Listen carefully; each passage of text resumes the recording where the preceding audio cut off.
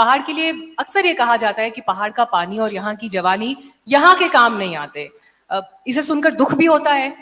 पलायन यहाँ की एक बहुत बड़ी समस्या है, जहां पर लोग बेहतर अपॉर्चुनिटीज के लिए, शिक्षा के लिए, रोजगार के लिए, बेहतर भविष्य के लिए शहरों का रुख करते हैं।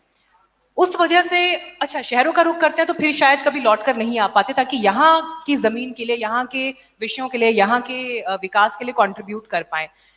मनी ऑर्डर इकोनॉमी जैसा तमगा भी लंबे समय तक हम लोग अपने कंधे पर ढोते रहे हैं। इन सब से आगे निकलते हुए पहाड़ के एक व्यक्ति को अगर उद्यमी बनना है, एंटरप्रेन्योर बनना है, उसके लिए क्या संभावनाएं हैं? आपकी एक्सपर्टीज, आपका अनुभव, या मैं कहूँ अगर 3 टिप्स आज यहाँ इस प्लेटफॉर्म से आप देना चाहें तो। दो चीजें हैं। आई थिंक उद्योग जब आता है तो उद्योगपति या एंटरप्रेन्योर अकेले नहीं देखता है। कोई भी उद्योग जब लगता है तो पूरा इकोसिस्टम होना जरूरी है। अगर मैंने फैक्ट्री लगा भी ली, कच्चा माल आ पाएगा, मार्केट में भेज पाएंगे, आपको काम करने के लिए टैलेंट मिल पाएगा, वो बहुत जरूरी है। और ये सिर्फ उत्तराखंड की प्रॉब्लम नहीं है, पलायन जो है वो सिर्फ उत्तराखंड की प्रॉब्लम नहीं है। अगर सारी की सारी इंडस्ट्री बहुत सारे बड़े शहरों में, कुछ स्टेट्स में अगर कॉन्सेंट्रेट होगी तो वो उन स्टेट्स के लिए भी प्रॉब्लम है। तो देश के लिए ये बहुत इंपॉर्टेंट है कि ये चीज, ये इकोसिस्टम जो है वो हर जगह डेवलप हो। और उस इकोसिस्टम को डेवलप करने के लिए सरकार का, पॉलिसीज का बहुत महत्वपूर्ण काम है।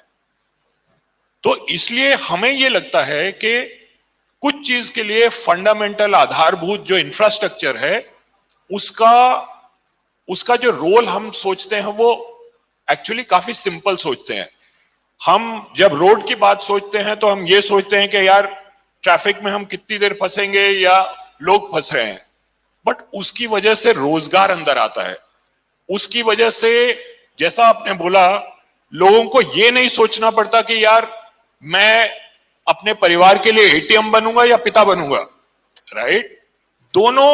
दोनों चीजें जो बैलेंस करनी है, ये सिर्फ उत्तराखंड की प्रॉब्लम नहीं है। ये जहां पे हमारे यूथ का पलायन हो रहा है, ये उन जगहों की भी प्रॉब्लम है, बिकॉज ये सस्टेनेबल नहीं है, राइट? तो इसलिए जब भी फंडामेंटल, आधारभूत इंफ्रास्ट्रक्चर एक जगह पे इकट्ठा होता है, तभी उद्यमी अपने उद्योग लगा पाते हैं। उसी की वजह से रोजगार होता है, उसी की वजह से आगे एजुकेशन होती है, उसी की वजह से सारी सर्विसेज अवेलेबल होती हैं।